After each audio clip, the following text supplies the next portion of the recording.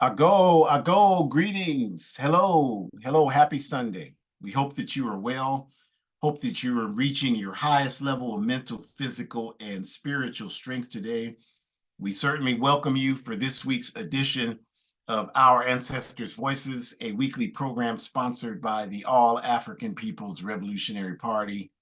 We are thankful for you joining us today for this very important topic that we are addressing: why the current crisis in Sudan, what is going on there, and why is it something that we should see as critically important to us, no matter where we are on the planet Earth. So thank you for joining us today. We start by acknowledging the indigenous people of the Western Hemisphere. Of course, these lands belong to no one except them. And it's really interesting, you all. I saw a Facebook post this morning, and it was I think the actor, his name is Graham Greene. He's an indigenous actor. He's been in a number of programs, series, and whatnot. I remember him just off the top of my head from the Thunderheart, which was really a movie kind of playing on what happened to Leonard Peltier, the uh, American Indian movement activist who was framed and imprisoned and remains in prison today for 45 years. He's been there. But the movie starred Val Kilmer, and I know Graham Greene was in that movie. But in this Facebook post, he has a shirt on that's, making reference to the fact this is indigenous land. And then I read all the comments, and all of these low life scum are on there commenting, talking about, well, you're immigrants too. You walked over the barren straits to get here. And I read that and I'm thinking, these people are low rent, low life, garbage dwelling people. They really are, because they don't believe that. Because if they believe that, then that logic would also have to apply to all of these so-called, and I say that very sarcastically, immigrants who these people are so upset about being in the US and Canada right now. If that's the logic, that everybody was an immigrant and everybody just came here, then you should be, then those folks are just coming here because everybody's a damn immigrant and it shouldn't matter. But clearly these people don't feel that way. So it's just, the type of dishonest and illegitimate analysis that masquerades as intelligence in the society. And I don't know about you, but I'm so sick of it, so tired of it, so fatigued at having to pretend that people have intelligence when they clearly don't. And I don't know what you're going to do, but I'm going to continue to tell them you don't have any damn intelligence, and stop wasting our time with that nonsense. I'm not going to play along and pretend like they're saying something. They have a right to their opinion. They can go to hell with that backward ass opinion. I don't want to hear it, and you shouldn't want to hear it either. So we give honor and respect to the indigenous people of the Western Hemisphere. And we also, of course, give honor and respect to our African ancestors, who are without question the reason why we are here, and who give us the wisdom to continue this fight. And every day are telling me, and they're telling you too, whether you're focused enough to hear them or not, that's work you got to do. But every day they're telling me, stay the course, stay consistent, stay committed to truth and justice, and don't let anything sidetrack you from that. And it's very hard, but we do our absolute best to do that, because this is the reason why we are here, no question. And when this weekend, we kind of took a couple of days to recharge, went out to the country, and were able to sit there in our rig and just value this indigenous people's land, and just reflect on what we are doing in our lives, and just reinforcing that message that we have work to do. We have to continue to do this work, and that's what we're going to do, and be proud to be able to do it, honored to be able to do it. So let's move forward and just talk about just basically who we are. For those that don't know, Our Ancestors' Voices is sponsored by the All African People's Revolutionary Party, the APRP. The APRP is, of course, a revolutionary, independent, mass Pan-African political party based in Africa. And our objective is Pan-Africanism, which the definition of Pan-Africanism is the total liberation and unification of Africa under one continental socialist government. And I wish people would study this concept because, again, I saw comments, I read comments, that's why I don't generally read them because it's usually a waste of time, I'm sorry. But we were talking about one of the topics we had in recent weeks, Negro spokespersons for the capitalist class. And, African people are on there making comments like, well, what African tribe do you come from? I mean, I'm sorry, but that's the best you can come up with to counter an analysis? I mean, it's not even worth responding to. That's a problem that you have. If that's the best you can do to, and then someone else was, well, Kwame Ture sold us the program of the APRP and wanted us to make a vow of poverty. What the hell are you talking about? Who the hell, where is this stuff coming from? Because it's certainly not coming from our work and the truth that our work is based in. And, these people, they went to one work study meeting for the APRP, if that. And they came late to that, didn't study, didn't prepare for the damn meeting, nothing. And they leave that and they tell most of you, oh yeah, I was in the APRP. You goddamn liar. And you're worse than a liar. You're a dumbass if you listen to them and don't ask critical questions, holding them accountable to defaming honest and legitimate work that's happening to liberate our people and to make a contribution to humanity. I mean, I'm sure you can tell, like, I'm irritated by all this nonsense. And I don't understand why more of us aren't irritated by it. Well, I can't get irritated by it because I have to live. You call that living? That's not living. Just sitting here every day, consuming food, having sex, farting, belching, defecating every day. That's not living. That a lower level animal can do that. That's nothing. That's nothing. And the world would be better off if that's all people saw life as, if you weren't even here. I mean, that's just the absolute truth. I mean, I'm never, the day that I feel like that's normal to accept these types of realities that I'm talking about, I don't even want to be here. Please make that my last breath. The day I feel like, okay, this is normal, there's nothing I can do about it, I don't even want to live anymore after that, because I don't want to be like the rest of these cowardly, worthless, shoe stamp people that ain't worth a damn to themselves, or a disgrace to our ancestors, and are worth not even a penny. I would value a penny more than them. I mean, a penny has more value. So we're going to lift up that we're going to stand up and continue to challenge these backward ideas. I mean, this is insanity that we're living with here. And our work to achieve Pan-Africanism is exactly about that. And, for those people that want to understand it, Nkrumah's handbook is there. And it's there, and it's spelling out the strategy.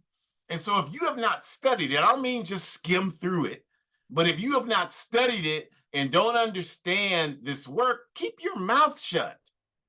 Please keep your mouth shut, because if you talk about it and you disparage it without even understanding what it is, you're doing the work of the police. That's what you're doing. And you're so stupid, you don't even have sense enough to get paid to do police work. At least if you're I respect those people who sold out our struggle and got a paycheck for it. Then a lot of the people around here today, you don't even require that. You just run your goddamn mouth and do all their work for them and get nothing in return. I mean, just what a disgrace. And I'm tired of it. I'm sick of it. And I'm going to continue. I hope that by saying the things I say, I hope it makes your head spin around 30 times. And I hope we can do more, because that's what we need to do. We need to challenge these backward ideas.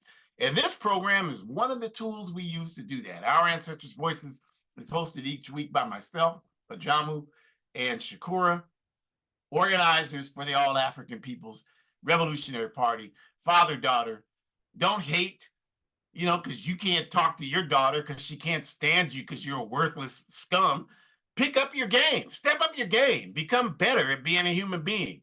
We can help you do that. Even if you hate us, we'll help you do that because we're trying to get free. Not worried about anybody's ego and what their personal problems are. We got bigger fish to fry than that. So that's who we are. And to get us started, I'm going to turn this over to Shakura. Thank you. Greetings, everyone. Appreciate you. Comrade, appreciate you. Greetings, everyone. We hope you are well. We hope you're safe.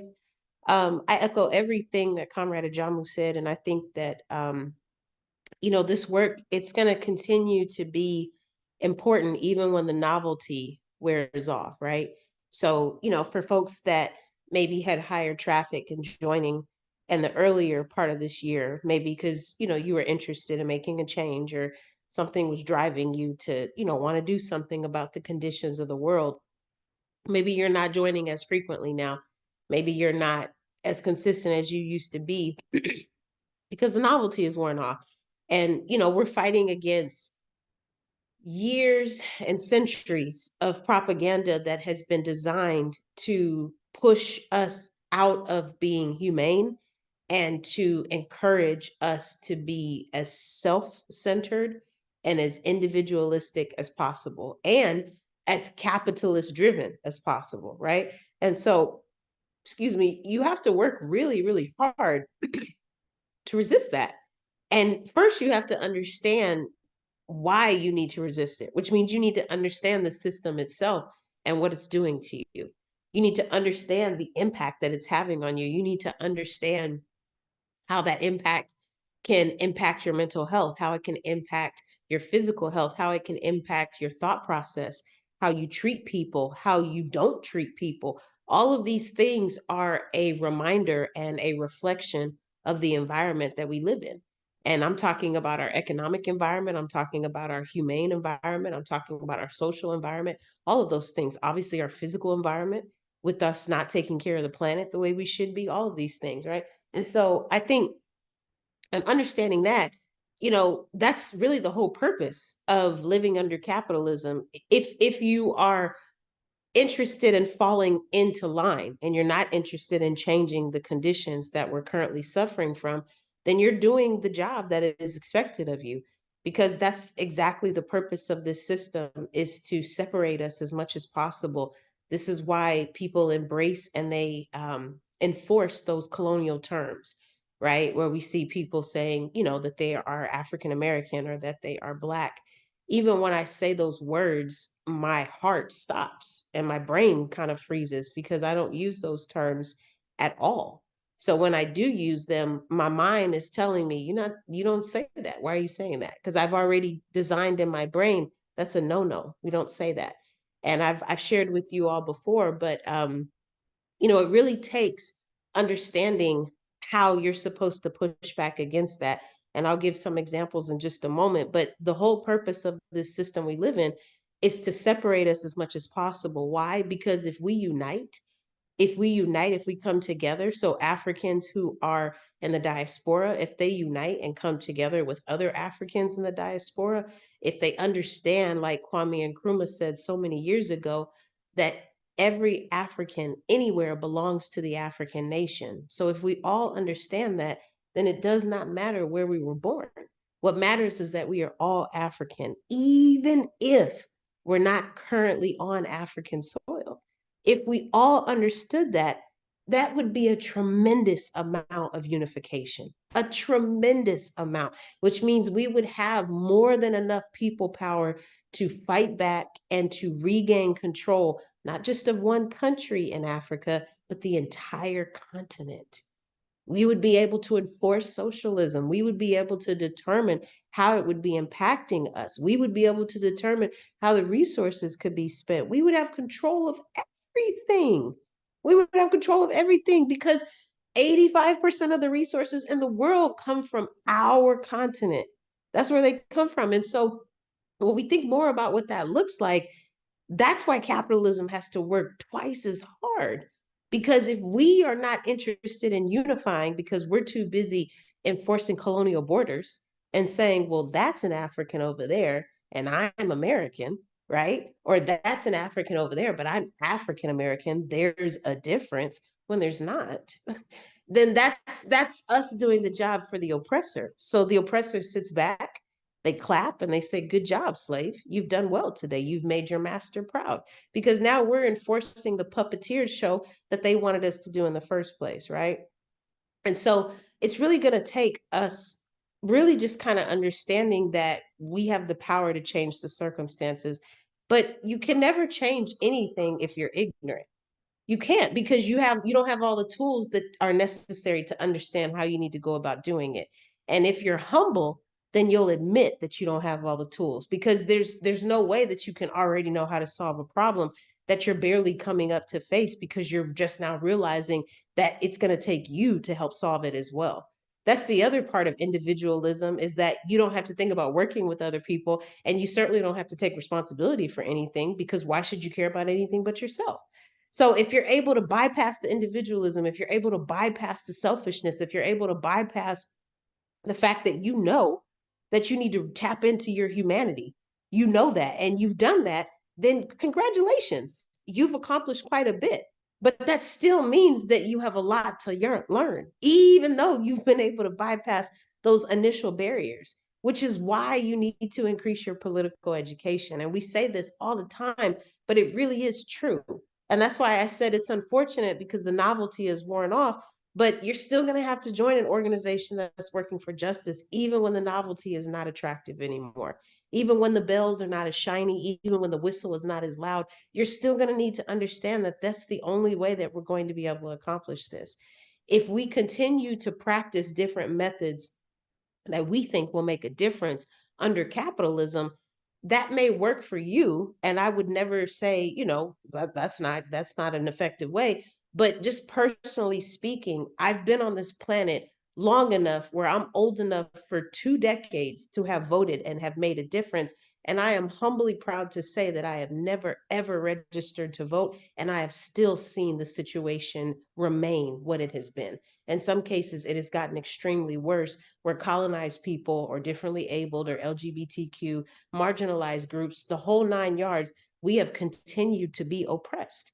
And so, to me, in my mind, voting is not an effective solution, because if I were to vote, I would still see nothing change, right? So, if you agree that voting is an effective solution, good for you. Do what you need to do. But you know, deep down, nothing is changing. You know that, because you're seeing the same outcomes that I'm seeing.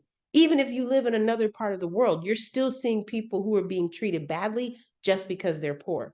You're still seeing people who are being treated unfairly just because they are not men. You're still seeing people who are being treated horribly because they don't have a roof over their head. And so, therefore, everybody is qualified to ignore them. When in actuality, we truly need to acknowledge every living being on this planet, especially beings that are not humans, because animals and other beings tend to get discounted, because human supremacy is a real thing as well. So these are the kind of things that we need to really think about. Whatever method you're using, if joining organization is not one of them, more power to you. But at some point, you have to realize that the situation is not changing. But if we continue to resist the colonizers, if we continue to push them out, if we continue to fight back, if we continue to let these folks know that they are not going to harm us anymore, that they are not going to hurt us, that they are not in control anymore, and if we truly, truly come together, we will see the impact that we need to see. We see it all the time in examples of media. We see it all the time in other cases where people are not able to solve the problem until they come together. And so, shout out to Hood Communists. I actually found an article on their website that I used for the World Geo section of my work study, which is where we intentionally try to find an article that is circling some other part of the world where a colonized group is being impacted. And so it's an opportunity for us in work study, not just to study the current reading that's been assigned, but to study other issues that are happening in the world that are still connected to oppression, that are still connected to colonization, and in some way still connected to Africa needing to be free at some point. And so Hood Communists published this article, What You Need to Understand About Imperialism in Sudan. What you need to understand about imperialism in Sudan. And they go into great detail about how Sudan has been split, which I'm sure we'll talk about more today. And the point I'm making to you is by increasing your political education, you are in a better position, A, to understand what some of the tactics are that Sudanese people have been doing to fight back, which is going to be important because then we can duplicate that, we can study it, we can replicate it, we can support them and sending more resources to them so they can continue to fight back. But more importantly, we can have a conversation about it because there are thousands of people outside of Sudan that have no idea what's going on. And it's really, really important to talk about these things so that we can start to help other people understand it's not just about them. And more importantly, it is not just about the US. Let's uncenter the US. Let's decentralize that, okay? And let's help other people understand what else is going on. And so that's where all that comes from. And I would just say, if you're really trying to resist propaganda and imperialism and capitalism and US supremacy, then you should start with understanding that the whole objective is for them to separate you and your communities. They don't just do it with African people, they do it with indigenous people. We have colorism within different groups where certain groups feel like they're more elite and better because they're lighter. We have other opportunities where there's classism within our groups and our respected communities. These are all systems designed to divide us, you all. And the sooner we realize that, the better off we really will be. Because at the end of the day, their job is done if we can't come together and organize for a better way. Their job is sufficient. They don't need to work any harder because we're actually doing their job for them. And so this is why we need to really have a better political education, because if we truly understood what our ancestors were trying to teach us, and if we continue to research what was being said, then we would understand that it's not the worst thing in the world to say that you're African. It's not a horrible crime that you're committing if you accept that that is in fact your identity. Next slide, please. If you were to accept it, you would have a better way of being able to navigate how you're supposed to help your people and your land become free. You would take responsibility for that. And you would understand that because Africa is not free, no African anywhere can truly, truly be free. Because as Dr. King said, an injustice anywhere is a threat to justice everywhere. And right now, Africa is seriously suffering from an injustice, seriously suffering.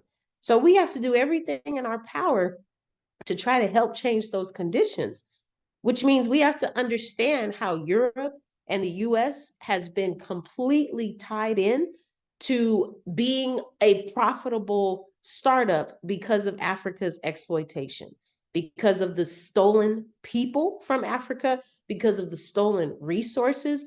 The US literally got its start because Africa was available to them and they were able to take quite literally whatever pieces of the pie they wanted to take.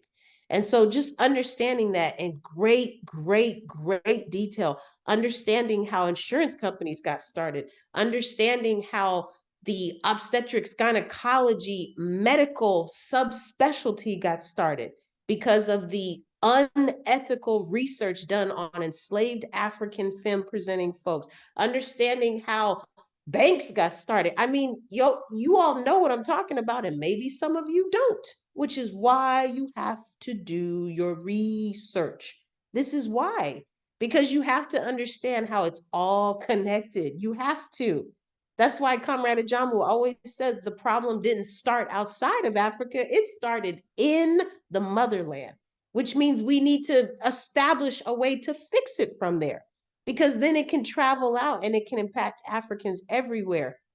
We need to understand, based on the Hood Communist article, that we need to find a way to be more like our comrade John Garang, right? Like we know the names of Dr. King and Malcolm X, but what about John Garang? This African sacrificed his life in more ways than one because he needed Sudanese people to understand what their power was. He needed them to understand you have an opportunity to resist this. You have an opportunity to fight back. You can organize against this. You don't have to let imperialism win. And this African understood the risk that were involved. This is why we have to put aside the individualism, you all, because this fight that we're doing, it's not about us. I hope that I can live on this earth long enough to continue to make a difference for African femme people when they labor their children. But in case I don't, I hope that the ancestors will understand I've done the best that I can. And if it's my time to go, I will accept that. But everything we do is not for us. It can't be because it's not just about us.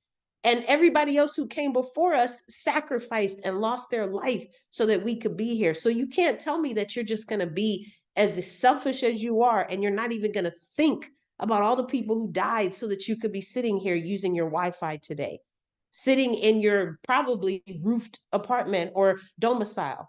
And maybe you're not in a roofed area, maybe you're unhoused, but you're still in a position where you have resources, you have technology, you have oxygen, you have things that allow you to give thanks for being able to wake up today. That's all because your ancestors fought like hell.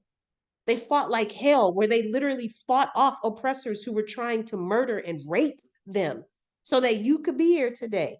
And if you're not African, unfortunately, that statement is probably still true for you, where you had ancestors who fought oppressors and colonizers who were trying to murder and rape them as well. If you were colonized, that's probably a true statement for you. So we all have a responsibility because our ancestors did not die for nothing. They did everything they could to live on this planet as long as they could so that their outcomes, their next future generations could have a better way of navigating this space. And when we think about what sacrifice looks like, we think about John Garang, we think about the Sudanese people, we think about the Haitian people, we think about the Cuban people, we think about people who are in every country in Africa waking up and acknowledging that they want to fight back, that they want to sacrifice, that they understand that this is not in vain and that we are fighting for something great. We are fighting for the opportunity for African people to be free and to have control. And most importantly, to finally be respected because it's our resources and we should be able to decide how they're being used. We should be able to determine how the resources and the profit from those resources can be put back into the continent. I will close with these last two statements. If you are in an organization that's working for justice, then that means you understand how important your role is. That means you understand how important your role is, even as it relates to the language that you use, which means if you're in an organization that's working for justice, or if you are organizing in another capacity where you're trying to start an organization that's working for justice, then the first thing that you can do to resist imperialism, since we see from the slide that imperialism is as lenient to Africa as music is to songs, as love is to emotion, and so on and so forth. So the first thing you can do to resist imperialism is to not use the imperial language, to not use the colonial borders that they have so eloquently taught you, to not further propagandize how individualistic and how separatist this system has wanted you to be, which means you should stop referring to yourself as African American. It means you should stop referring to yourself as Black. Those are terms that were created by racist bigots, Carl Linnaeus and Kant, who created the racial classification system. Why are we using their terms? Why aren't we just using African? Because that's who we are. And if you don't think you can do it, just give it a shot. You'll be surprised how natural it starts to come to you. You'd be surprised. And more importantly, you'd be surprised at how other people are impacted by you as well, where people in your inner circle will start to say African.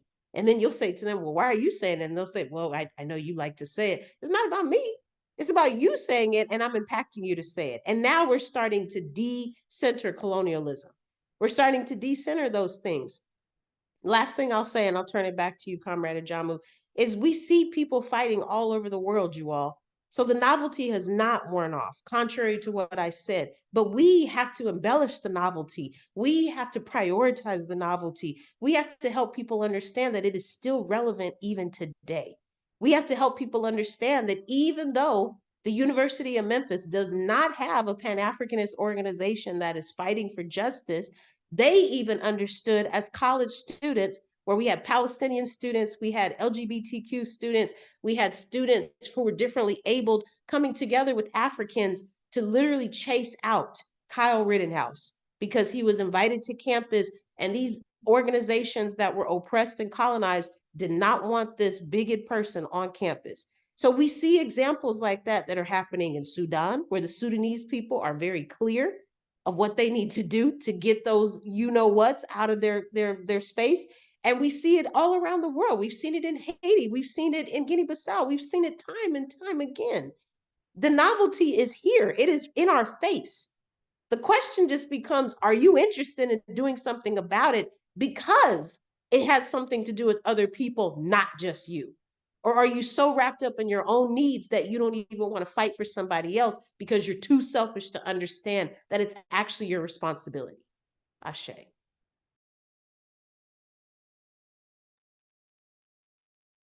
Ashe, obrigada, asante sana, medasi. Thank you very much. Just a couple of points I wanted to add on before we start talking about, what's exactly happening in Sudan. Based on what you said, Shakur, is that, I know, like, we've been doing this a while. We know how people think about things. And a lot of people, like, when we say things like, call yourself African instead of Black or African American, because Black or African American are terms that are created by the people oppressing us. And that's absolutely true. But I know how these people think, and their response is, because we don't think deeply about anything. Everything's superficial, surface level. So the way people think is, well, Africa, that word wasn't created by us either. Look, I said this a million times, I'll say it a million more. The point is, we have to be connected to the continent. You can call the continent party people land if you want to, if that makes you feel better. We are party people then. That's the point, is we have to be connected to the continent known as Africa. I don't give a goddamn what you call it. You can call it whatever the hell you want to call it. If we're going to move forward, we got to be connected to that land base. This goddamn empire is on its way out. And so many of us that live here are still trying to integrate in the, Dr. King told you 50 years ago, you're trying to integrate into a burning house. So we're not trying to do that. That's what we're talking about. So please don't be confused about that. And then the other thing is, just want to give credit, because there's so, if you're involved in this struggle, there's so many reasons to be optimistic. So many reasons. The only people that aren't optimistic are people that are just sitting in front of the TV letting your master propagandize you. But those of us who make a sincere effort to do the work, we see the work happening. So there are groups, like, I always want to give respect to indigenous groups like the Ilahi Spirit Runners. They push the organization line harder than anyone I have seen, other than the way we do it in the APRP. And I think it's inspiring to me when I see them pushing it, because that's exactly what needs to happen. Stop all this liberal, well, you can do whatever you want to do. How is that working out for us? And then we had another young comrade, Shakur knows as well, young comrade, brother Eduardo, who I watched do a presentation for the El Partido de la Unida, who's an organization that he is working with. And he said the same thing, like, talking to folks that identify as Chicano. This is universal science, you all. And so I just want to start with, Shakur mentioned John Garang, and John Garang is a very important figure in the history of the Sudan. Before the country split in 2011, John Garang in 1983 played a significant role in founding the Sudanese People's Liberation Movement and the Sudanese People's Liberation Front. And these different wings of the same movement were very critical at that time in the early 80s, because they had a clear direction to fight within the Sudan to make sure that the Sudan created a secular state. And when we say that, we're not saying that people can't be religious. We don't give a damn what religion you practice. As Malcolm X said, if it's not doing more for you than what it is right now, you shouldn't be talking about it anyway. But if that's your thing, more power to you, as long as your religion is focused on making the world a better place. We're tired of that dumbass argument. Well, you're trying to stop us from having our religion. Where have African people been stopped from? They love to have us practice colonial slave religion. They love for us to do that. Nobody's saying you can't do anything. We're just saying that we want a secular society where people have the opportunity to exist as they see fit. And the primary objective is to improve the conditions for the masses of people. And no government, no corporation, no religion, no entity is going to stand in the way of that objective. And that's what the Sudanese People's Liberation Movement was committed to doing.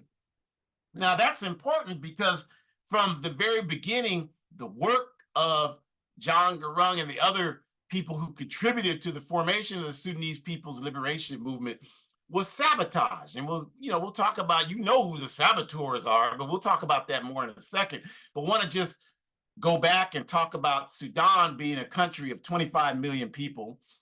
And as Shakur mentioned, in 2011, the struggle reached the tipping point where the country split.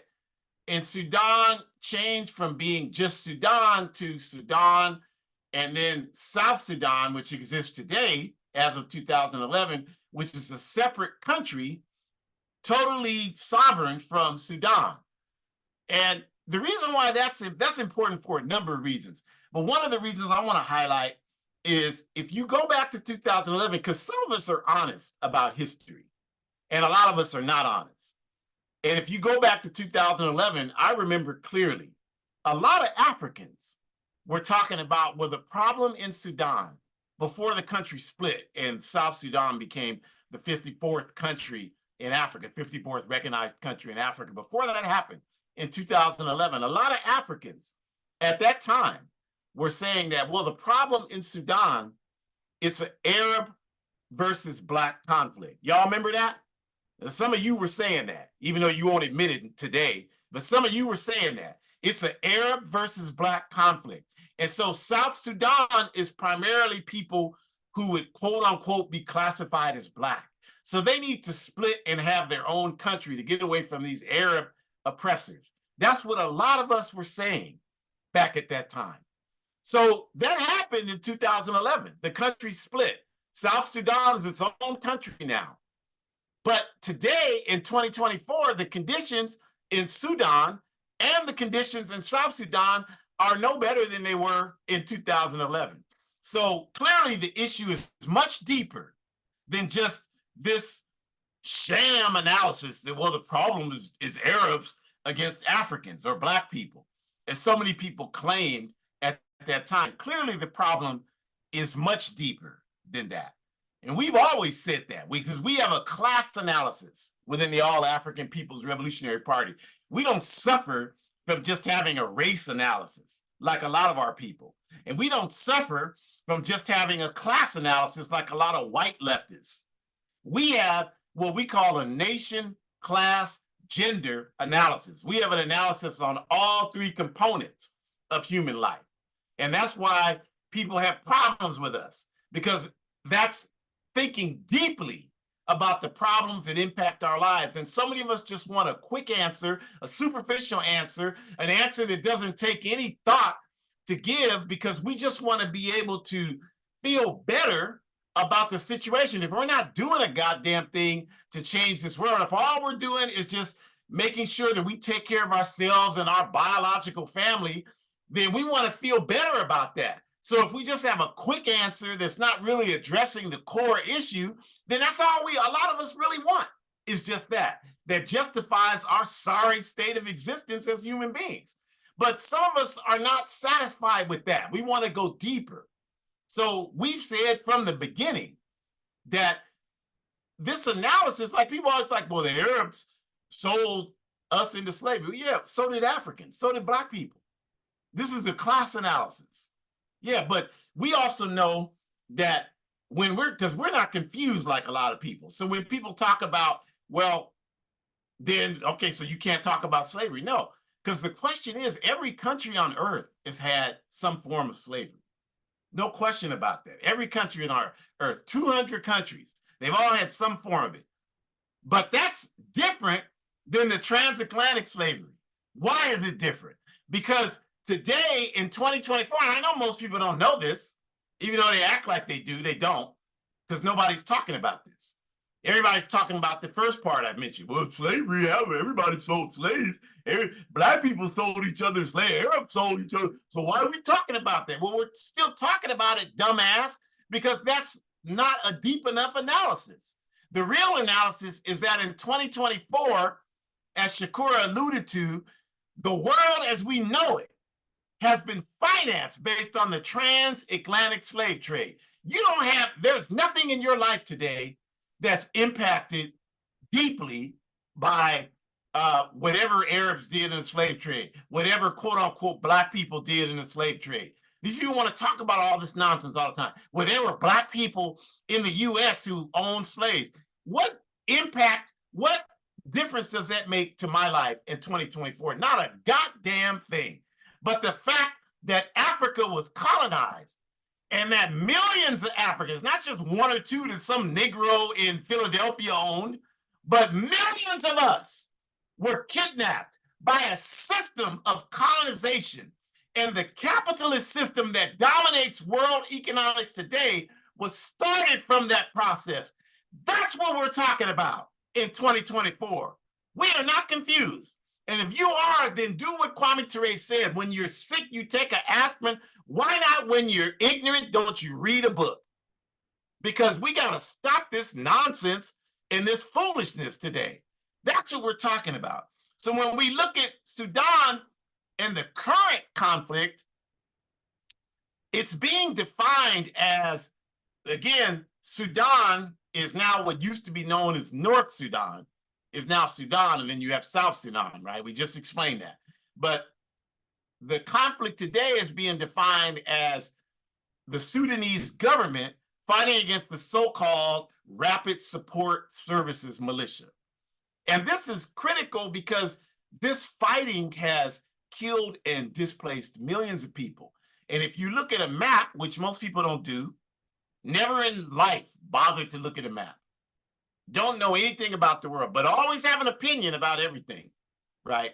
So if you look at a map, you'll see that Sudan is in central North Africa, surrounded by other countries who have significant conflict taking place. Ethiopia, the Congo, Chad, those types of countries that have this. So this is very important because when you have millions of people trying to escape this conflict, it creates an even greater burden on the surrounding countries who because of the conflicts they have, cannot even address the concerns and needs of the people who already live there.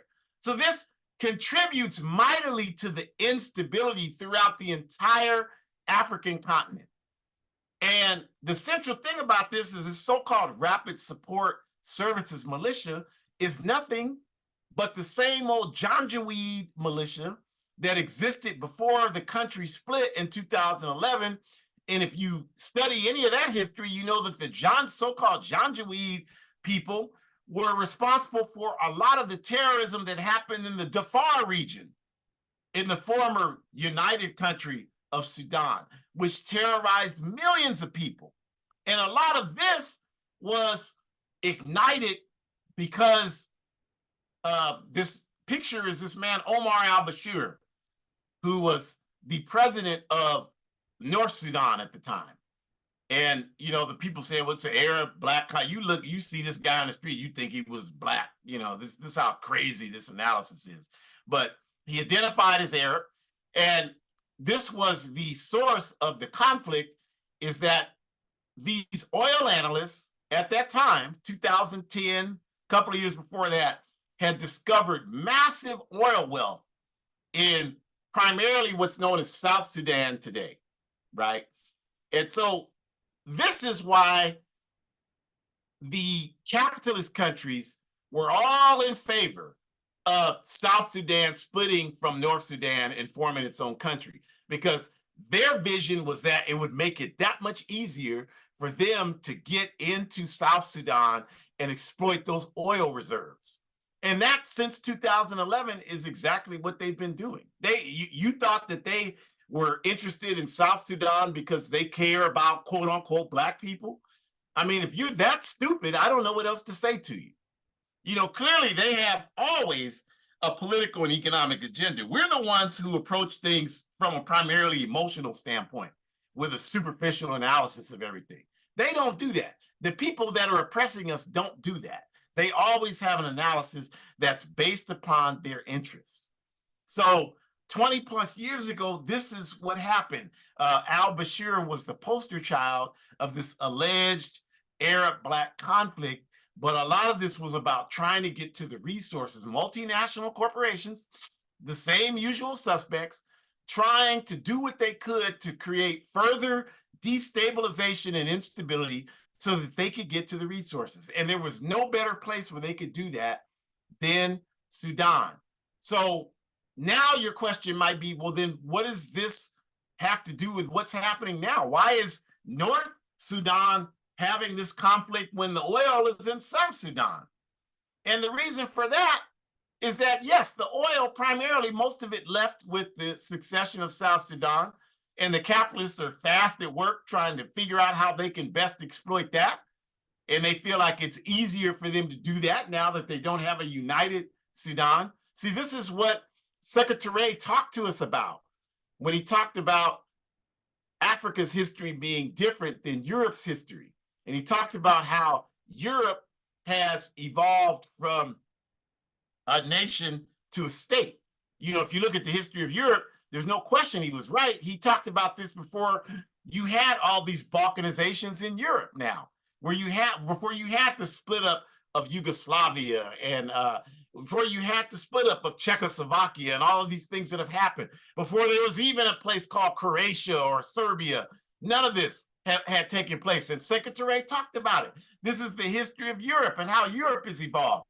And our history is different as African people. And he talked about Africa has evolved differently, largely because of colonialism, but that we are fighting not to move from becoming a nation to a state, but to move from states to a nation, because the states in Africa have all been created by colonialism. So that's why us as Pan-Africanists, we didn't see the succession of South Sudan and South Sudan becoming a separate country as a positive development for Africa's future and the ability of Africa to become self-determinative and to positively influence the lives of the millions of our people. We didn't see that like that because we knew that there was more to the story than what was being presented at the time. And I'm talking about it like this because some of these Negroes never learned.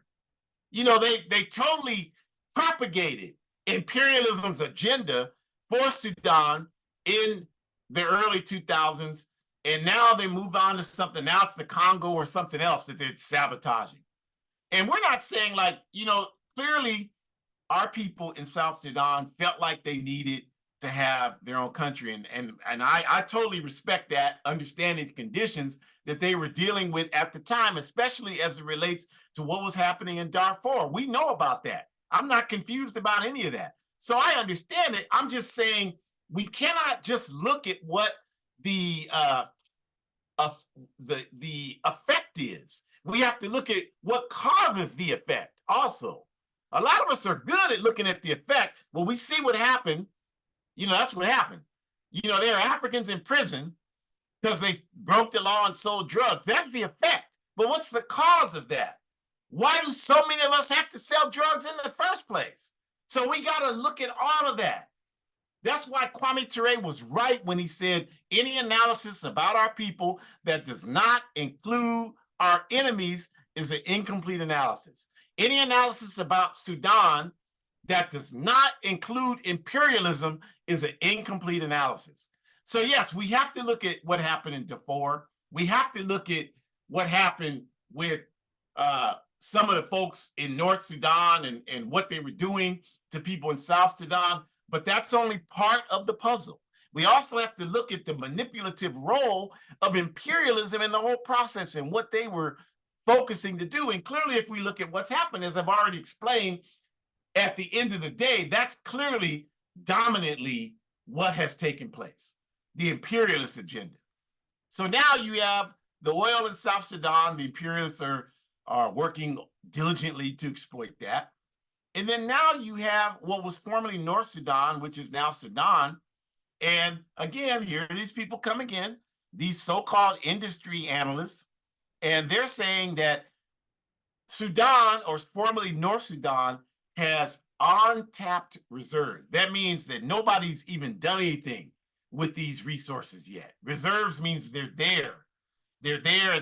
There's enough to last for a number of years, you all, and no one's done anything with it yet. Untapped reserves in gold, in uranium. And you know, you make power, you make electricity from uranium. And most of the uranium being produced in the world today is coming out of various parts of Africa, the Congo, Niger, places like that. We've already talked about, when we talked about what was happening in the Sahel region in Africa, go look at the video. We talked about how the uranium from Niger is a former French colony, and the uranium from Niger lights up all of Paris. 1 out of 3 houses in goddamn Paris is lit up by Nigerian uranium, while the people in Niger have to suffer constant blackouts. This is how this capitalist imperialist system works against us.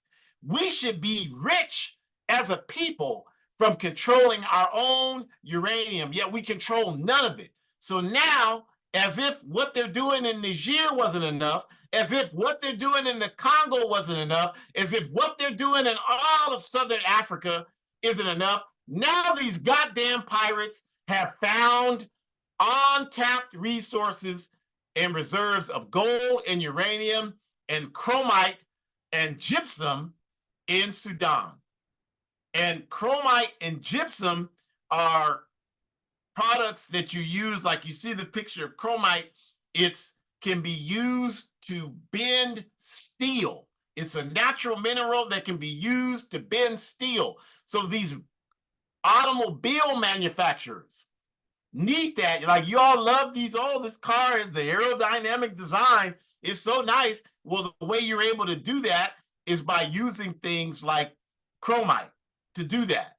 And then gypsum is a resource that's used for plaster, which is very important in the construction industry. So that's what these goddamn pirates are doing now. And so they're fomenting, arming, training, helping all these militias to have all the weapons they need to commit all the destruction they need to commit, encouraging and ensuring the continued instability in that region of Africa, which does nothing to help African people anywhere on earth, but does everything to help Sudan. And so on that note, I'll quote that great philosopher, the comedian Chris Tucker, from the movie Rush Hour, when, I don't remember which one, but he tells Jackie Chan, you want to know how to figure out what the problem is, follow the white man with the money. Although that's a, simple statement, y'all love simple statements so much, that is actually a very accurate statement. Because, even a broken clock is right twice a day, right?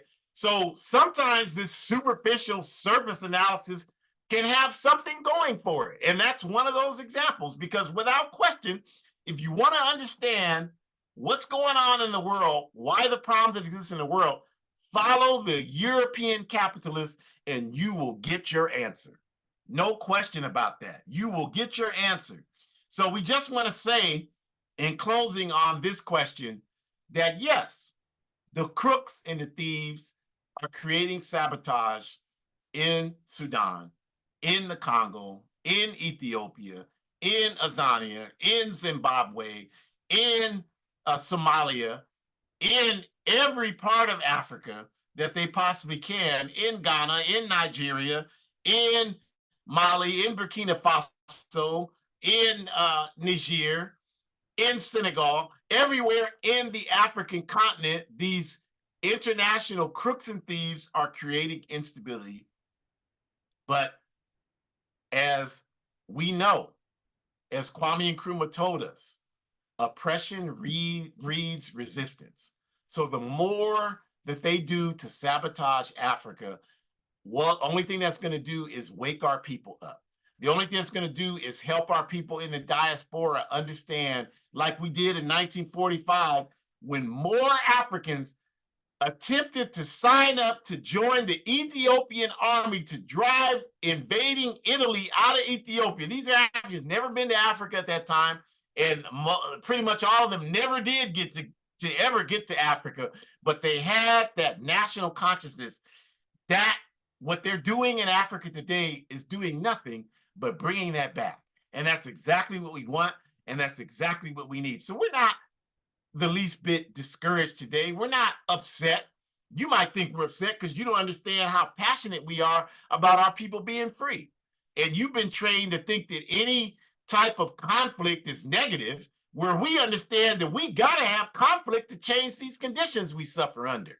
Because the people who are oppressing us will never give up their power until we organize and take it. So we're overwhelmingly optimistic today. And we know that the work that we're doing is having an impact. We get attacked too often for that not to be the case. So that's why we say keep the attacks coming, because they help us recognize that we are doing exactly what needs to be done. Sudan will be free. Congo will be free. Ethiopia, Africa will be free.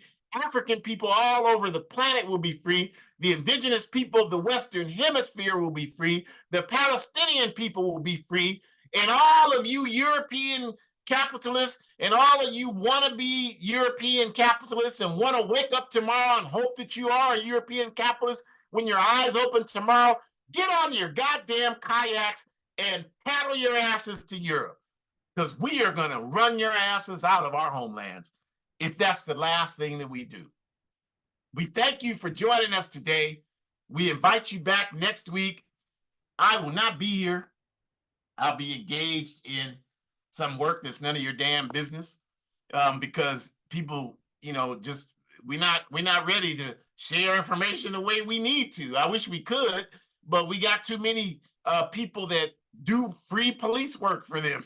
I'm not doing anything illegal by these people's laws. It's not the point of that. It's just that a lot of us are so naive. We think that, well, as long as you're not breaking any laws, you have nothing to worry about. I mean, that you sound stupid saying that. That doesn't even grasp how stupid that logic actually is. So we do work to advance humanity. Shakura will be here, and we will have a program. April is Women's Maternal Mortality Month. African women all over the world, indigenous women, even European women experience this, of course, so she will be here talking about that. Please don't sleep on that program. It's a very important program, and you should be here for it. The QR code in the top left-hand screen will take you to all of the APRP programs. We have many of them. And the Forward Ever shop, you can go there, buy clothes that reflect the values of the Pan-African Revolution, support our struggle. You support Black business, to hell with that. Support revolutionary African organization first, and then support some Negro who's not putting any money in it. You can't question how much resources we put back with our people. I guarantee you we put more than any of these businesses that are doing something, if they're doing that. Most of them ain't doing anything. Go to betterof.me, for information on these videos. Join the All African People's Revolutionary Party. Go to aprp-intl.org and support our project on the ground at Burkina Faso. The bottom right QR code, do that. Do that, please. Buy my book. That's how I finance my travels, trying to organize people. A guide for organizing defense against white supremacist, patriarchal, and fascist violence. We hope that you are well this Sunday. You should be very optimistic. We have nothing but optimism. I look at this. We have a 4-month-old puppy here. It's going to be we don't know what it is yet because it was abandoned, but we think it's like a pit bull and a bull mastiff. Going to be a big dog. But her spirit is unwavering. She consistently comes to interact with you no matter what. We got to be more like that. I look at her and I'm like, oh my God, I got to do this. You want me to do it? But I'm like, that kind of relentlessness is what we need. So I thank her for that inspiration. That's the ancestor speaking to me through this puppy. So we call her beautiful in Swahili because that's what it is. So be strong, you all. Be positive. Be encouraged and get involved. Forward ever, backwards never. Enjoy the rest of your Sunday.